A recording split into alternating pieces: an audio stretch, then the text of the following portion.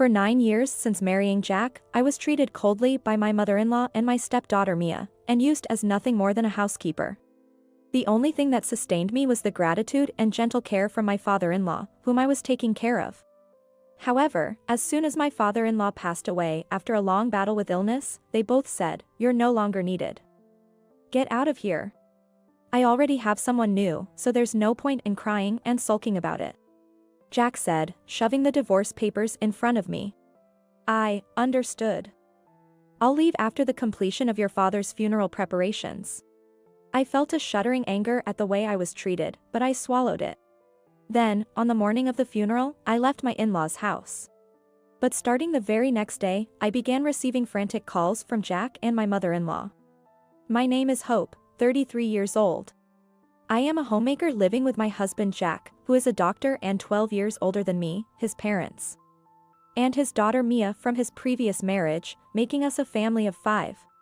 Before getting married, I worked as an occupational therapist, helping people who had disabilities due to illness or injury. However, when I married Jack, he said, "I know you find your current job fulfilling, but I want you to stay home for Mia's sake." Although it was my first marriage, it was Jack's second, and he was raising Mia, his daughter from his previous marriage. Due to his demanding job as a doctor, he couldn't fully take on the role of a single father, so he lived with his parents. When I divorced my ex-wife, Mia was only 5. My parents and I did our best to shower her with love. But I think she still felt the loneliness of not having a mother. Jack confided this to me, keeping Mia in mind, and then asked me for a favor. "It may be hard to rely on you because we're getting married, but I want to give Mia a home where her mother welcomes her with a welcome home. Is that too much to ask?" Although Jack was worried as he brought this up, I readily agreed without hesitation. The reason of my acceptance of Jack's requests was related with my childhood's sad memories. My father fell ill and became severely disabled when I was in upper elementary school. As a result, my mother was always busy caring for him and his parents, my grandparents. There was no time for me, even though I was an only daughter. Of course, I never blamed my mother for this. But the truth is, there were many times when I couldn't help but cry because I had to handle all the preparations for field trips and shopping for school trips by myself. Thinking of Mia, whom I had met several times before the wedding, I agreed to Jack's request without hesitation. So, when we got married, I started living with Jack's family. My in-laws, who lived with us, included my father-in-law, a retired doctor, and my mother-in-law, who was a homemaker like me. They told me to handle all the housework that had been done by a housekeeper until then. Of course, I didn't mind doing housework as a homemaker. However, my mother-in-law constantly looked down on me, saying things like, "You're such a dull wife." I didn't like the previous one either. But at least she was well-educated and good-looking. This new one has nothing better except being young. According to Jack, Mia's birth mother, his ex-wife, was a beautiful doctor who graduated from the same prestigious university as him. However, being 3 years older than Jack and often arguing with his mother, she had earned her antipathy. As a result, they separated and divorced shortly after Mia was born. I heard that his ex-wife, unable to handle life as a single mother with young Mia, relinquished child custody in exchange for child support. So Mia was taken in by Jack. It's true that I graduated from a local private university, and compared to his ex-wife, who graduated with honors from a prestigious medical school, I might be considered inferior. I also understood fully that, unlike me, she was a glamorous beauty, as evidenced by the photos of Mia's christening displayed in her room. Even so, when my mother-in-law said, "But it can't be helped. There aren't many young women who can work for us without complaint as long as we feed them," I was at a loss for words. I have no family to rely on. My father, who had been ill for a long time, passed away when I was in the 8th grade, and soon after, my paternal grandparents, who lived with us, also passed away. On top of that, my mother, who had overexerted herself for years, also died after a short illness when I was in the 10th grade. After my mother's death, I temporarily stayed with my maternal uncle. However, when I realized that their interest lay in my mother's small insurance payout, I fled to a distant university. Since then, I had cut off all contact with my relatives. When Jack and I started dating, I told him everything, and he said, "Hope, you're amazing. Despite everything, You haven't lost yourself and have worked so hard. I respect you as a woman and as a person. His words gave me the strength to marry Jack, despite the opposition from friends and colleagues who were wary of his background. That's why I was so shocked when my mother-in-law called me a free housekeeper who could be worked without complaint. When I hesitantly told Jack about it that night, I expected him to scold his mother or at least to comfort me. Looking back, I was naive. Jack, who came home happily drunk, listened to me and then grew visibly angry. And as he turned around, he threw his partially removed suit jacket at me and yelled, "Hey! What are you misunderstanding?" I stood frozen as he shouted, "Who do you think you are to badmouth my mother? I married you because, just like she said, I needed a wife who could be worked for free without anyone complaining." Fueled by alcohol, Jack then began to speak more than usual. He revealed that until shortly before I started working at his hospital, they had always had a live-in housekeeper. However, with the high cost of her salary, her room, and other expenses, it was becoming a significant burden despite high incomes of Jack and his father. Despite this, having been born as the daughter of a professor at the university from which Jack and my father-in-law graduated, my mother-in-law was pampered from a young age and never did any housework after getting married. As a result, even after her first marriage broke down, she didn't change her attitude. When she remarried my father-in-law, her parents hired a housekeeper to handle all the housework at their own expense. However, when my mother-in-law's parents passed away, the situation changed dramatically. Her brother and his wife refused to provide any assistance. Therefore, my father-in-law and Jack had to bear the cost of the housekeeper. But due to my mother-in-law's long-term extravagance on beauty treatments, overseas trips, theater, and shopping, the family finances were in dire straits. To make matters worse, my father-in-law suffered the same illness as my father. Although his prognosis was relatively good, my mother-in-law outright refused to take care of him in his daily needs like meals and bathing. Yet, when it came to placing him in a facility, both my mother-in-law and Jack started scheming, saying, "That's a waste of money. Isn't there a cheaper way?" It was during this time that Jack heard rumors about me starting a new job as an occupational therapist at a hospital. In fact, the professors from my alma mater, who had no close family, acted as my guarantors when I started my job. When the hospital's top management learned this, they said, "It's rare for someone who graduated at the top of their class. She must be exceptionally talented," and expected me to be an immediate asset. However, Jack interpreted this as a labor force that can be overworked without fear of escape. That's why I got close to someone as plain as you and managed to marry you. Otherwise, who would want you? Look in the mirror and figure it out. Laughing heartily, Jack left the bedroom after this revelation. I could only watch him leave in stunned silence. Even if it was discovered, I had nowhere to escape to. Perhaps because of this, both Jack and my mother-in-law stopped pretending around me the next day. In fact, they even dismissed the private caregiver they had hired for my father-in-law, leaving me to handle all the housework and his care. Despite his limited mobility, my father-in-law protested, "This is unreasonable. Are you planning to make her do all the housework and take care of me too?" But neither my mother-in-law nor Jack listened. Thus, from early morning until late at night, I had no time to even sit down due to balancing housework and caregiving. Although my father-in-law had lingering numbness in his non-dominant hand, he tried to do as much as he could himself to lighten my burden. "Hey! Didn't I tell you to prepare a photogenic, low-calorie breakfast with plenty of fruits and vegetables? How many times do I have to repeat myself?"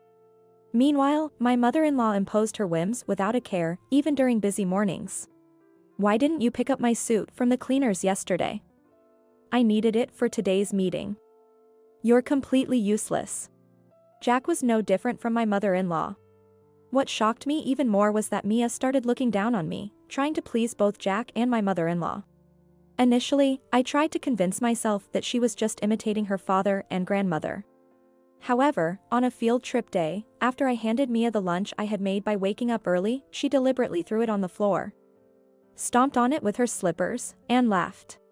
Furthermore, when Mia tore apart the photos of my parents that I had cherished and displayed, and then looked into my tear-streaked face with a smirk as I gathered the pieces, my heart completely broke. The only solace in my daily life was the presence of my father-in-law, who remained thoughtful and kind despite his physical limitations. During my 9 years of marriage, the only peaceful moments I had were when my father-in-law's health was stable. And we could go to the nearby botanical garden to admire the colorful, blooming seasonal flowers together. So when my father-in-law recently fell ill from a minor cold, which quickly deteriorated, leading to his passing, my sense of loss was indescribable. However, as I wept beside his coffin, my mother-in-law said, "You're useless now. Get out of this house." She sneered at me.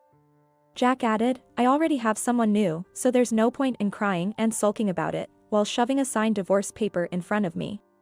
I felt a wave of anger at the thought that these people couldn't even mourn the passing of someone who was their husband and father. However, arguing would not honor my father-in-law. Understood. I will leave once the preparations for your father's funeral are complete. On the morning of my father-in-law's funeral, after praying at the altar, I left my in-laws' house. But from the next day onwards, Jack and my mother-in-law began bombarding my phone with incessant calls and messages. At first, I ignored them, but the sheer volume of calls and messages day and night became overwhelming. Just as I was reaching my limit, I received the long-awaited notification that the preparations were complete, so I decided to answer the next call. The call came from my mother-in-law, who immediately hurled insults at me. "You thief! How did you seduce your father-in-law?" Such abuse was expected, so it didn't bother me. Noticing that I had answered the phone, Jack snatched the phone from his mother and began shouting at me just as loudly. "Hey, Hope. What's this about you inheriting Dad's entire estate by yourself?" What a pair they were. I calmly replied, "I can't have a reasonable discussion with people who are combative. If you can calm down, we can discuss the inheritance." At which my mother-in-law and Jack, who had been shouting alternately, fell silent. They probably realized that if they angered me and the discussion failed, it would be counterproductive. After a brief pause, my mother-in-law, now speaking in a much more pleasant tone, agreed. And I told her we would meet at the lawyer's office the next day. Then, I hung up the phone. And so, the next day arrived. I was surprised to find my mother-in-law, Jack, and even Mia showing up at the designated office much earlier than the scheduled time. I thought it was a conversation that shouldn't be heard by a child, but my lawyer, James, quickly assessed my concern and said, "At 17. Some people are already out in the workforce. It's part of an adult's duty to make them face their own situation," which helped me make up my mind. Thus, the discussion began. As expected, my mother-in-law started shouting at me with hostility right from the start. The letter we received states that all of my husband's inheritance will go to Hope, and I, as his wife, will only receive the reserved portion. Isn't that ridiculous? Jack shouted just as fiercely. Exactly. Hope isn't even my father's child, just my wife. At that point, James presented the family registry of the deceased and me. As you can see here, the legal heirs are the wife and children. However, since the deceased had no biological children, in this case, the adopted child Hope and the wife are the heirs. He then laid out a diagram illustrating the inheritance relationship clearly in front of the three of them. Actually, what James and I had been waiting for was this legal inheritance information list that could be issued upon submission of the necessary documents, such as the family registry, to the Legal Affairs Bureau. My mother-in-law and Jack, who were comparing the registry and the diagram with astonished expressions, recovered surprisingly quickly. This time, Jack pulled out a letter from his bag and thrust it in front of James's nose as if to get back at him. Even if my wife was adopted by my father, this will states that my mother, myself, and my daughter Mia are to inherit the assets. I don't know how this woman manipulated him, but if you keep backing such nonsense, we'll take this to court. The will he brandished was indeed written in my father-in-law's handwriting, summarizing exactly what Jack had said. The date was only about 6 months ago, so it was understandable that they mistook it for the latest will. My mother-in-law and Jack wore smug expressions, but when James calmly presented another will, their faces turned to disbelief. And rightly so.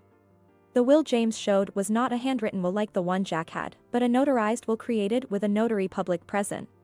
Even if Jack and his mother claimed it was forged or altered, the chances of that being accepted were extremely low. Moreover, the date was just 1 month before my father-in-law's death, clearly indicating it was created after the will presented by Jack. James pressed the point about the validity of the will to my pale mother-in-law and Jack. Jack, you are your mother's stepson. Since you were not adopted by the deceased when he remarried, you have no legal right to inherit. Similarly, Mia is your wife's child from her previous marriage, making her legally unrelated as well. James's straightforward explanation left the two looking not just pale but almost sickly, while Mia, sensing the tense atmosphere, seemed restless.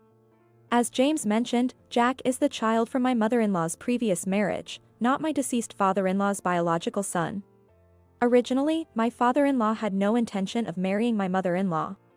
The father of my wife, who doted on his daughter and was my father-in-law, was also my mentor in medical school. I owed him a debt of gratitude and couldn't resist the power dynamics, so I ended up reluctantly getting married. He seemed to have been cornered with no way out. Even so, since they had become a family, my father-in-law initially tried to accept my mother-in-law and Jack. The only reason I remarried you was to avoid having Jack grow up with a single parent. I only need to keep up appearances. So don't get too familiar with me. But my mother-in-law was cold and uncooperative. Furthermore, she held deep grudges against her ex-husband, who had left her. She had her father demote him to a less significant position, received substantial alimony and property division, and also made him pay a large amount of child support. According to my father-in-law, this was all just my mother-in-law's way of taking revenge. The priority order for child support payments is first adoptive parents, then biological parents. By not adopting Jack, she ensured that her ex-husband would continue to bear the full burden of child support, he said, sounding exasperated. As a result, Jack's biological father had to pay high child support until he graduated from medical school, unable to remarry and eventually passing away in despair. Meanwhile, despite claiming it was just for appearances, my mother-in-law enjoyed all the benefits of being a wife without fulfilling any duties, indulging in luxury with my father-in-law's money. When my father-in-law tried to admonish her, she would retort, "What? Are you saying you want to end up like my ex-husband?" And the household remained completely cold.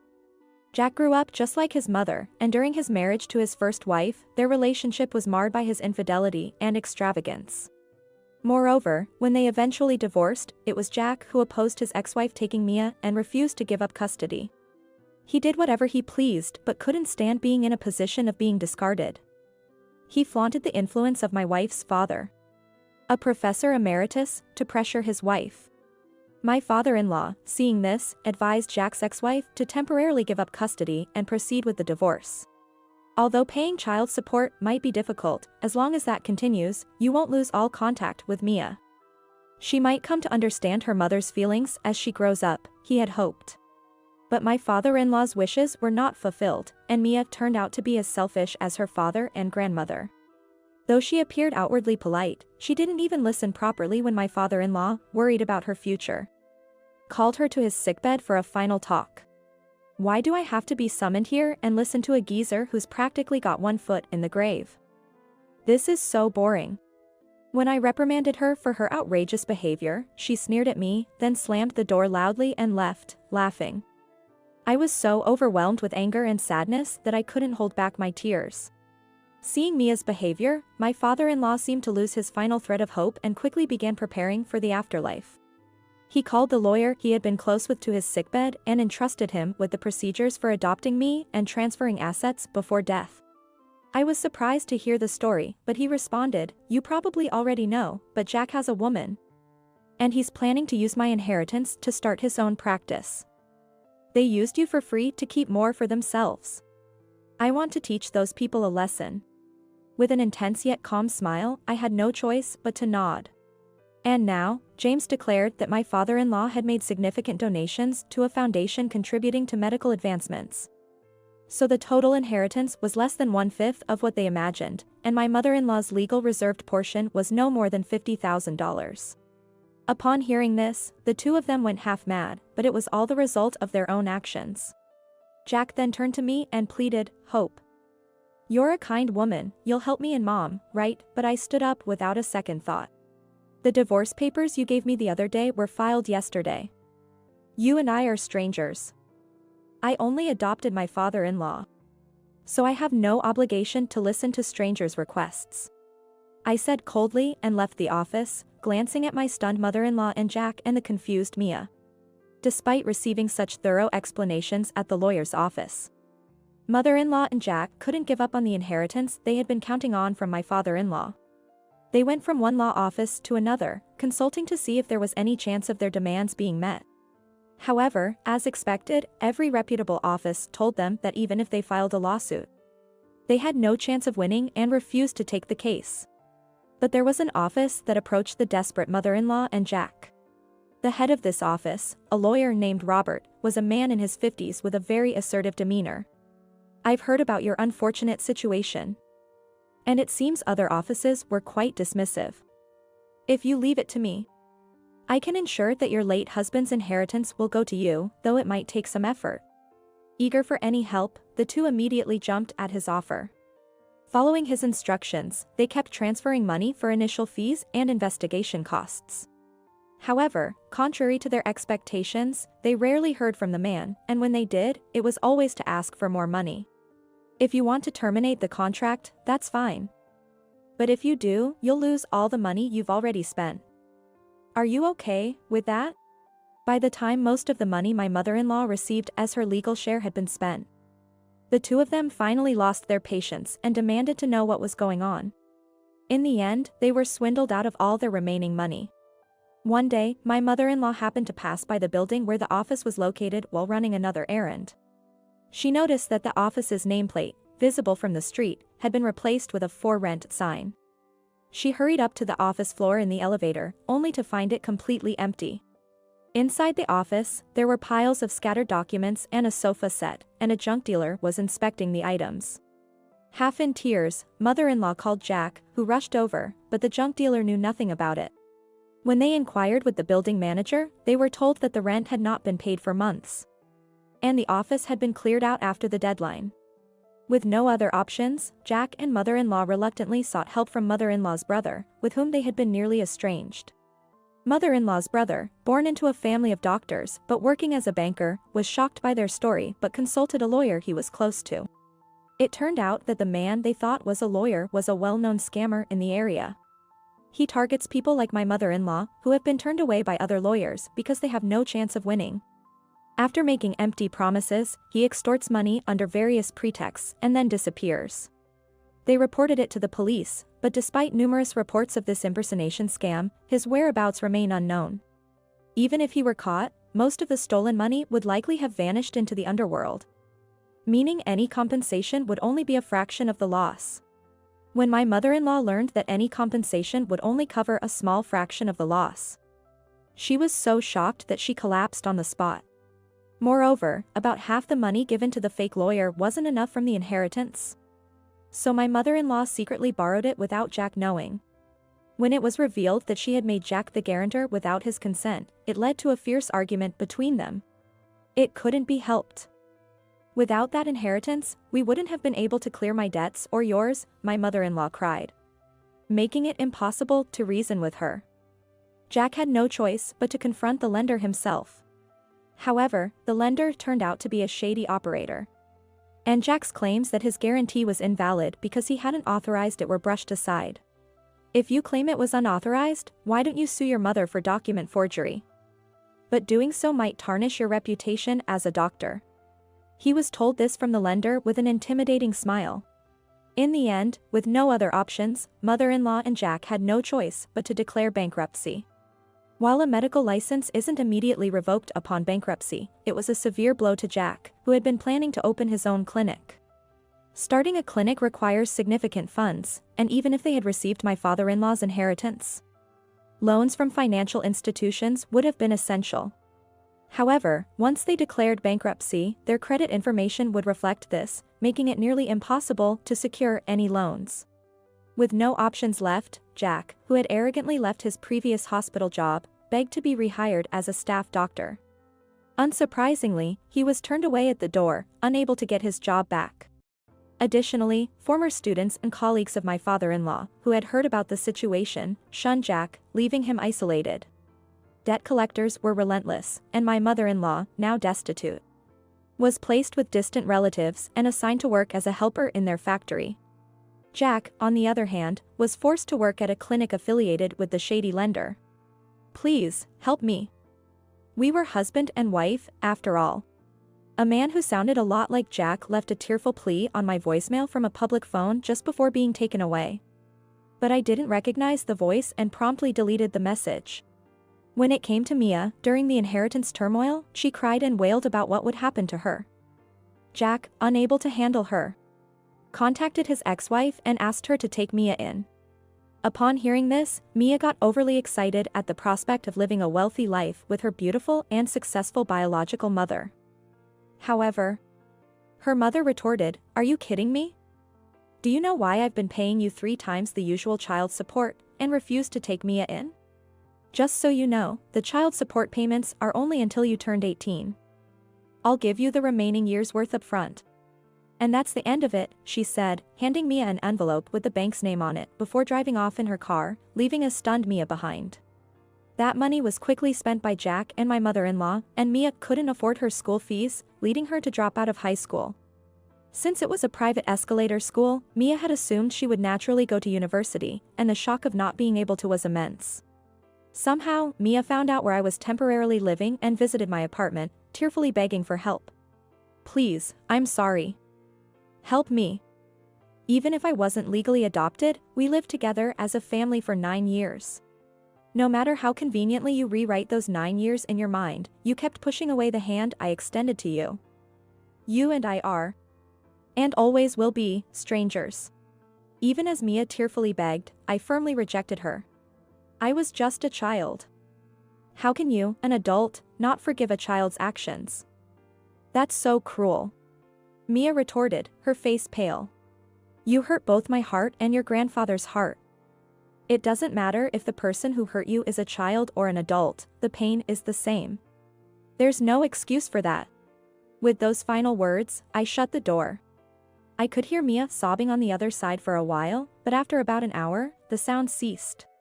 Later, I heard that Mia was taken in by her biological grandmother, her mother's mother, and was being strictly disciplined to correct her spoiled nature. I don't know what the future holds, but I hope she can make a fresh start and see this as her last chance. After everything was settled, I fulfilled a promise I had made with my late father-in-law. That promise was to study abroad and obtain a license as an occupational therapist. Before my father fell ill, he worked for a major trading company. And I spent my early childhood in a foreign country until I entered elementary school. Because of this, I had always dreamed of working overseas like my father, considering studying abroad. However, with my father's illness and my mother's subsequent struggle with her own illness, that dream had seemed unattainable. While caring for my father-in-law, I confided this dream to him, and he said, "When I pass on, I want you to promise me you'll work hard to make that dream a reality." Smiling, he added, "I believe that is also your late parents' wish. To honor his memory, I spent a year rigorously studying and preparing in my temporary apartment. And finally, I was accepted to study abroad. When I visited my parents' grave to report this, I also silently informed my father-in-law of my departure. Many challenges lie ahead. There will be times when I feel like giving up and times when I cry. But in those moments, I have the unwavering support of my 2 precious fathers and mother, who smile and cheer me on. I'll do my best, Dad, Mom." With those final words, I smiled and began my journey toward my dream.